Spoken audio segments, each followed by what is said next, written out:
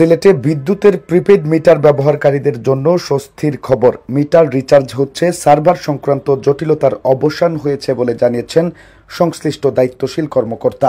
এর আগে রবিবার রাত থেকে হঠাৎ বিদ্যুৎহীন হয়ে পড়েন নগরীর উপশহর ও আশেপাশের এলাকার শত শত প্রিপেড মিটারের গ্রাহক। তারা দ্রুত রিচার্জ করতে চাইলে তা সম্ভব হচ্ছিল না। কারণ বুঝতে না পেরে কিংকর্তব্য বিমূঢ় হয়ে পড়েন।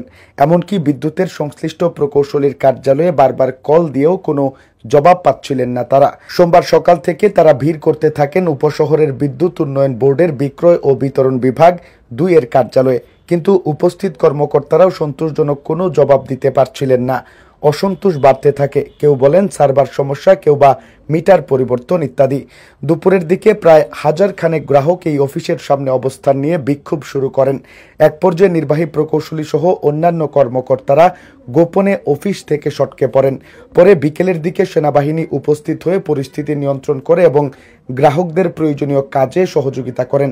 সবার অভিযোগ শোনা, লিখিত আবেদন রাখা ইত্যাদি কাজ হতে থাকে সেনা তত্ত্বাবধানে। রাত 8টার দিকে জানা যায় সার্ভারের সমস্যার সমাধান হয়েছে।